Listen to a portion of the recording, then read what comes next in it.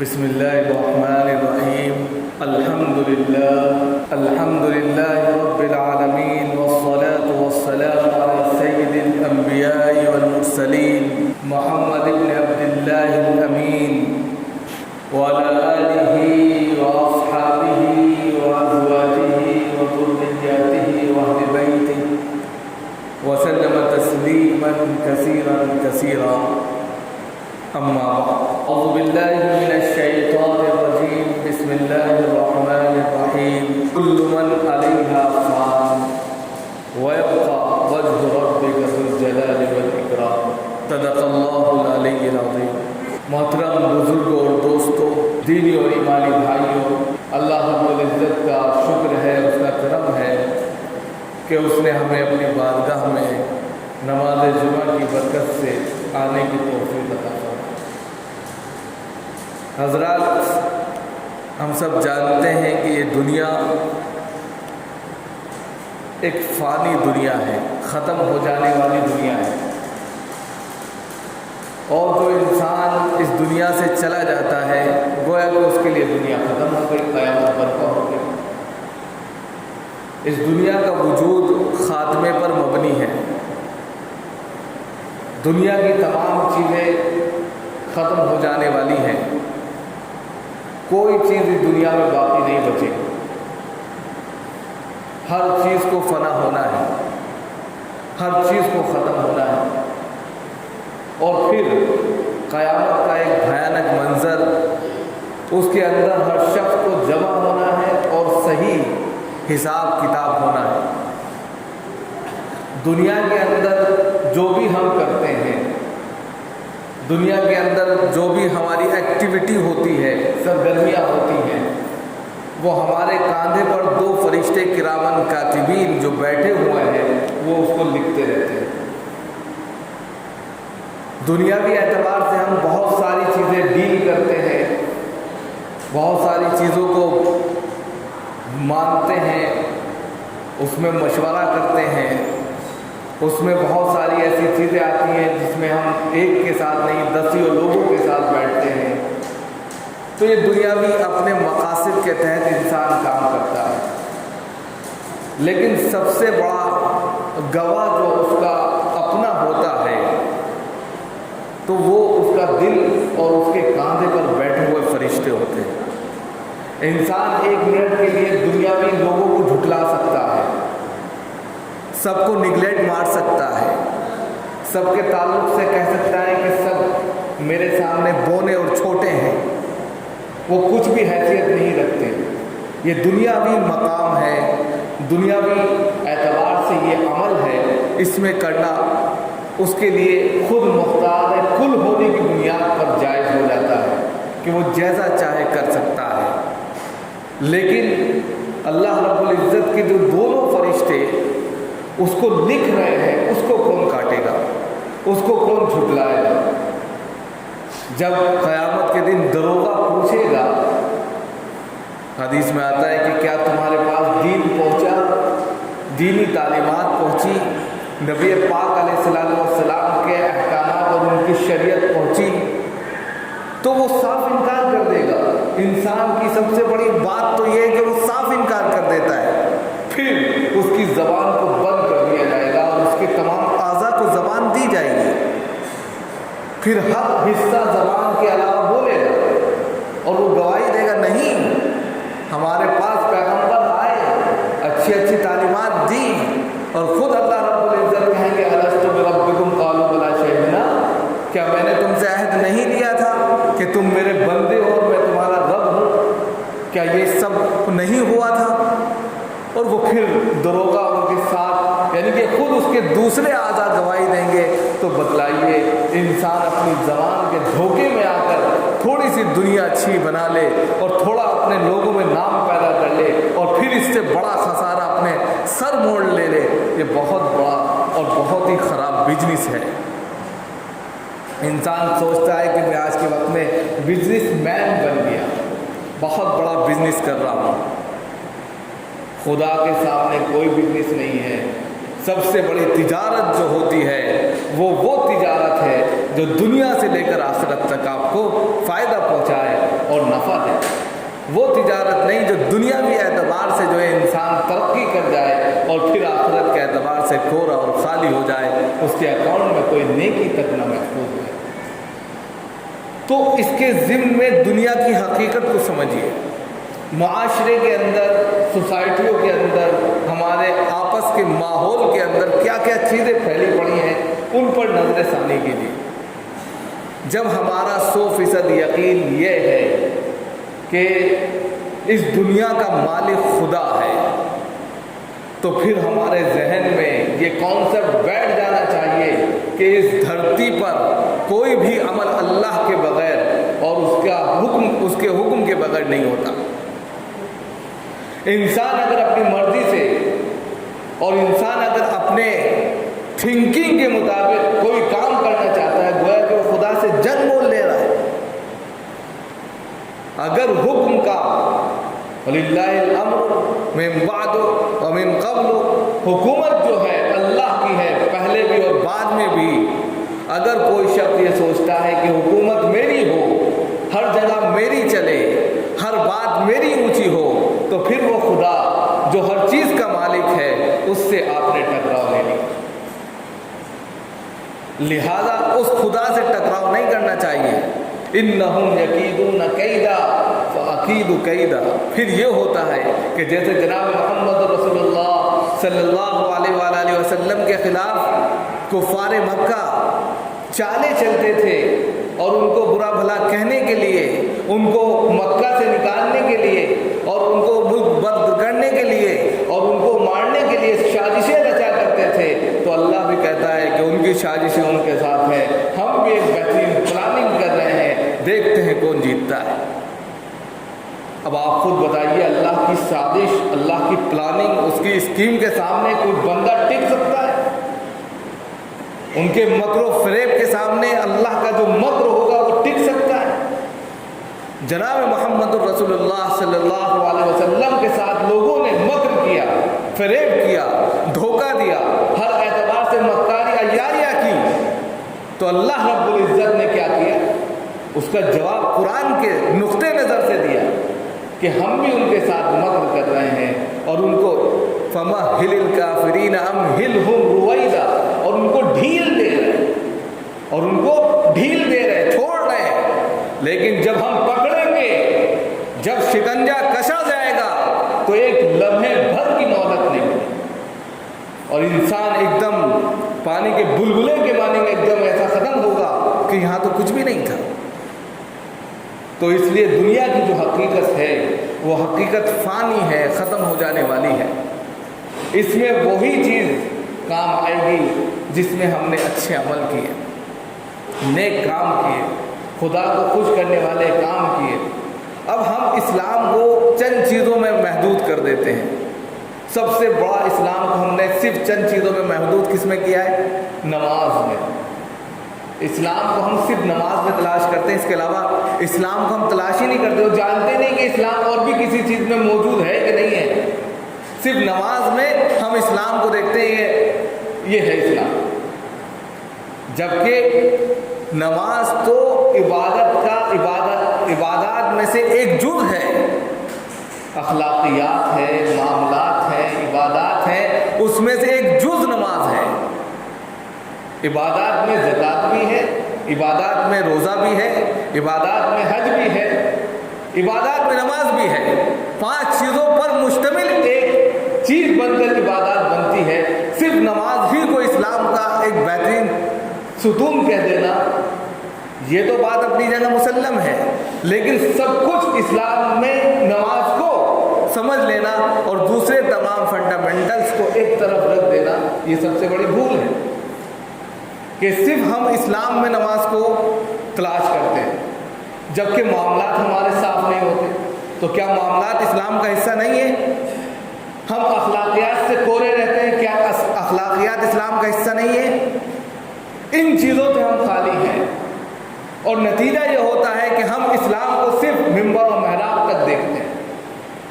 اسلام اتنا چھوٹا مذہب نہیں ہے کہ جو ممبر و محراب تک سمٹ کر رہ گیا۔ اسلام ایک مکمل نظام حیات ہے، وہ ہر جگہ ہر اعتبار سے آپ کو جو ہے ایسی روشنی دیتا ہے جس کے اندر آپ زندگی گزار سکتے ہیں۔ ہم اپنے جاہلانہ انداز میں، ناواقفیت کے انداز میں ایسی ایسی حرکتیں کر جاتے ہیں، کبھی کبھی اللہ کا غضب نازل ہو جاتا ہے، اس سے ہم ڈرتے نہیں۔ وہ سوچتے ہیں کہ وقت کا جو سورج ہے، جو مہتاب ہے، جو آفتاب ہے، وہ ہمارے اوپر ہے، اب ہم جو ہے پاورفل ہیں، اب ہم جو ہے طاقتور ہیں، قوت والے ہیں۔ لیکن وہ یہ بھول جاتا ہے یہ قوت دینے والا کون ہے، یہ طاقت دینے والا کون ہے، یہ پاور میں لانے والا کون ہے، یہ عہدے، یہ منصب دینے والا کون ہے۔ اس چیز کو ہم بھول جاتے ہیں اور اپنے پاور کے نشے میں اور اپنے گھمنڈ اور تکبر کے نشے میں اور سب سے بڑی دولت کے نشے میں کہ میرے پاس تو یہ ہے، میں یہ خرید سکتا ہوں، 10 لوگوں کو اپنے ساتھ ملا سکتا ہوں، اور میں ملوا سکتا ہوں، اور کوئی میری بات کو نگلیکٹ نہیں کر سکتا، اور میرے سامنے آ کر کوئی بول نہیں سکتا، میں سب کو جھٹلا سکتا ہوں۔ ٹھیک ہے، دنیا کے اندر یہ ہو سکتا ہے اور ہو رہا، حکومتی سطح پر ہو یا چھوٹے چھوٹے اپنے آپس کے چھوٹی چھوٹی کمیٹیوں کے ذریعے ہو، سب جگہ یہی ہو رہا۔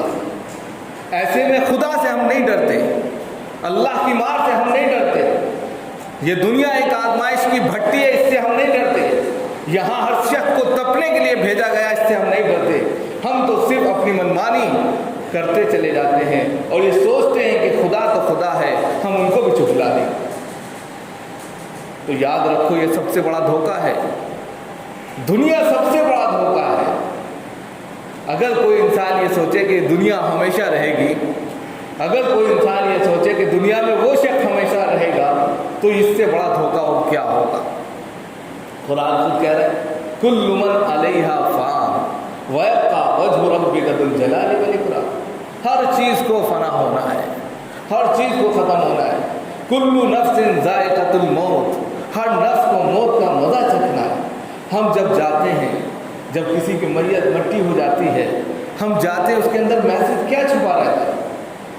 اس کے اندر یہی ہے، جب ہم دعائیں پڑھتے ہیں اللہم اغفر لحینا ومیتنا وشاہدنا وغائبنا، سب سے پہلے اپنے لیے مغفرت مانگتے ہیں کہ اللہ ہماری مغفرت فرما، پھر ہمارے مردوں کی مغفرت فرما۔ یہ لوگ پہلے چلے آئے، اب ہم ان کے بعد آنے والے ہیں۔ یہ میسج چھپا ہوا ہے کہ جانا آخری گھڑی تو وہی ہے، آخری منزل تو قبر ہے، دنیا تو ایک آزمائش کی بھٹی ہے، یہاں پر جو عمل کرو گے، اچھے کام کرو گے، وہی اس گڈھے کے اندر کام آئیں گے۔ اگر یہاں وہ کام نہیں کیے تو وہ گڈھا تمہارے لیے سب سے زیادہ خطرناک بن جائے گا۔ حدیث میں آتا ہے کہ آخرت کی منزل میں سب سے خطرناک اگر کوئی منزل ہے تو وہ قبر ہے، لہذا اس سے بچو۔ وَلَا تَمْشِ فِي الْأَرْضِ مَرْحًا، یہ زمین چلا چلا کر کہتی ہے کہ میری چھاتی پر اکڑ کر مت چلو، ایک دن تمہیں میرے اندر آنا ہے، پھر میں دکھاؤں گی کہ میری طاقت کیا ہے، میری قوت کیا ہے۔ تم میری چھاتیوں پر جو ہے دندناتے چلتے تھے اور اس طاقت اور قوت کے نشے میں چلتے تھے اور اس اکڑ میں چلتے تھے کہ میرے پاس دولت ہے، میرے پاس ثروت ہے، میرے پاس پاور ہے، میرے پاس ہر چیز ہے۔ آج تم میرے سپرد کر دیے گئے، آج میں تمہیں اپنا کھیل دکھاتی ہوں، اور میرا کھیل دیکھو، اگر تمہارے عمل اچھے ہیں تو میں کھلتی چلی جاتی ہوں، اتنی وسیع ہو جاتی ہوں کہ جہاں تم دیکھو وہ نظر وہاں تک، یعنی تمہاری نظر تک وہ چیز جو ہے وسیع ہو جاتی ہے۔ لیکن اگر تمہارے عمل اچھے نہیں ہیں تو پسلیاں آپس میں اس طرح گتھم گتھا ہوتی ہے جس طرح یہ ہاتھ گتھم گتھا ہو جاتا ہے۔ آپ صلی اللہ علیہ وسلم نے بتایا۔ اب انسان ایسے میں جب ہمارے سامنے جناب محمد رسول اللہ صلی اللہ علیہ وسلم نے ہر چیز بیان کر دی، ہر چیز کو بتلا دیا، اس کے باوجود بھی اگر انسان وہ عمل نہ کرے جو آپ صلی اللہ علیہ وسلم کی تعلیمات سے میچ کرتے ہیں، تو یہ بہت بڑے خسارے والی کوئی شخص جو ہے تجارت کر رہا ہے۔ چند وقت کے لیے، کچھ وقت کے لیے انسان فائدہ اٹھا سکتا ہے، لیکن فی نفسی اس کا نقصان دے رکھا ہے۔ اس لیے سب سے پہلے ہمیں معاملات، اخلاقیات اور عبادات کو الگ الگ کیٹیگری میں رکھ کر سمجھنا چاہیے۔ ہم صرف عبادت کی دنیا میں نہ رہیں، صرف نماز پڑھ کر نماز کی ایکٹیویٹی کو جان کر یہ مت سوچیں کہ یہ سب سے بڑا جو ہے مسلمان ہو گیا۔ آپ صلی اللہ علیہ وسلم نے کہا کہ کسی شخص کے بارے میں اس وقت تک فیصلہ مت کرو جب تک تم اس سے کوئی معاملہ نہ کر لو اور یا اس کے ساتھ سفر نہ کر لو۔ اس کی نماز کا تذکرہ نہیں کیا کہ جب تک وہ نماز پڑھتا ہو تو اس کو دیکھ لو اچھے سے، نماز کا تذکرہ نہیں ہے، روزے کا تذکرہ نہیں ہے، حج کا تذکرہ نہیں ہے، دو چیزوں کا تذکرہ، معاملہ کرو، سفر کرو، اس کی حقیقت تمہارے پنے پر سامنے آ جائے گی کہ کیا ہے یہ بندہ، سچا ہے، جھوٹا ہے، وعدہ خلاف ہے، وعدہ پرور ہے، سب کچھ سامنے آ جائے۔ اب اس کے بعد اللہ کے رسول صلی اللہ علیہ وسلم نے سماج کو سمجھانے کے لیے چند چیزیں بتائیں۔ کہا کہ آیات المنافق ثلاث اذا حدث كذب واذا اؤتمن خان واذا وعد اخلف واذا خاصم فجر۔ یہ چند چیزیں بتائیں جو معاشرے کے اندر سب سے زیادہ پنپتی ہیں اور اس کے نتیجے میں جو ہے معاملات بھی بگڑتے ہیں، اسی کے نتیجے میں اخلاقیات گر جاتے ہیں اور اسی کے نتیجے میں عبادات کا جو شعبہ ہے وہ چند چیزوں کی طرف محدود رہ کر رہ جاتا ہے۔ تو ان چیزوں کو سمجھنے کی سخت ضرورت ہے کہ منافق کی 3 یا 4 علامتیں آپ صلی اللہ علیہ وسلم نے بتائی کہ منافق کی 4 علامتیں۔ منافق پہلے سمجھے کہ کیا ہوتا ہے کہ اللہ کے رسول صلی اللہ علیہ وسلم جب ایمان اسلام لے کر آئے بطحا کی وادیوں میں یعنی مکہ المکرمہ میں، تو کچھ لوگ جو تھے وہ اسلام کے یعنی آپ صلی اللہ علیہ وسلم کے فیور میں بھی ہو گئے، اور آپ صلی اللہ علیہ وسلم جب نہیں ہوتے تھے تو دشمنوں سے جا کر، کفار مکہ سے جا کر کہتے تھے ہم تمہارے ہی ساتھ ہیں، ارے ہم تو ان کے ساتھ ایسی باتیں کرتے ہیں، ڈبل سیاست کرتے تھے کہ ان کے ساتھ آ کر اور آتے کیوں تھے مال غنیمت مل جائے گا، کہ کچھ فائدہ ہو جائے گا، کہ اگر یہ جیت گئے تو مال غنیمت ملے گا، اس میں ہمارا حصہ ہو جائے گا، اور اگر ہار گئے تو ہم تو ان کے ساتھ ہیں کفار مکہ کی طرف۔ تو آج اس کو کہتے ہیں منافق۔ منافق کے 2 چہرے ہوتے ہیں، 2 منہ ہوتے ہیں کہ وہ سامنے کچھ پیش کرتا ہے، پیچھے کچھ اور رکھتا ہے۔ تو کفار مکہ کے ساتھ ان کے ساز باز ہوتے تھے، آپ صلی اللہ علیہ وسلم کے خلاف وہ پلاننگ کرتے تھے۔ بتائیے رسول اکرم محمد مصطفیٰ احمد مصطفیٰ صلی اللہ علیہ وسلم کے خلاف سازشیں کر رہے تھے، اور آج کے وقت میں اگر کوئی شخص انہی کے نائبین کے ساتھ میں کچھ کرے تو بہت افسوس کی بات ہے۔ تو آپ دیکھیے کہ جناب محمد رسول اللہ صلی اللہ علیہ وسلم نے بتلایا کہ منافق کی 3 یا 4 علامتیں، اور یہ سماج میں پھیلی پڑی ہیں۔ ان سے اگر اپنے آپ کو آپ نے روک لیا تو آپ عبادت، اخلاقیات، معاملات سب میں درست ہو جائیں گے، اور اگر ان کو نہیں چھوڑا تو پھر آپ اسلام کے دائرے سے بھی دھیرے دھیرے کر کے نکل جائیں۔ اب بتائیں آیات المنافق ثلاث اذا حدث كذب، جب بات کرے گا جھوٹ بولے گا۔ آج کے وقت میں آپ دیکھیے کہ 90% لوگ جھوٹ بولتے ہیں، 90% لوگ اذا حدث كذب، جب بھی بات کرے گا کچھ نہ کچھ جھوٹ اس میں اندر شامل کر دے گا۔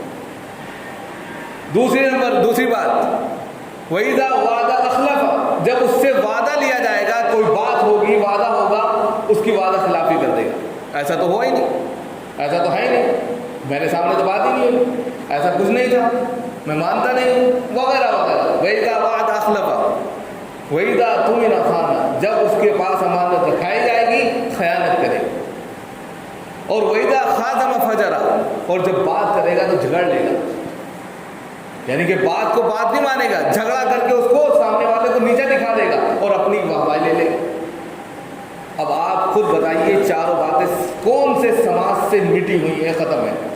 ہر سماج کے اندر، دھرتی پر بسنے والا کوئی بھی سماج، کوئی بھی مذہب، اس سب کے اندر یہ انکلوڈ ہے، شامل ہے۔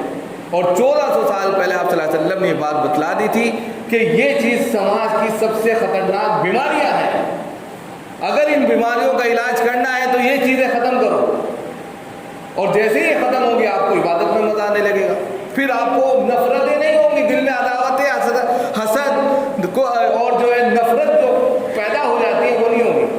آج ہمارے دل میں جو نفرت، حسد، جلن اور ایک دوسرے سے عداوت، یہ حد سے زیادہ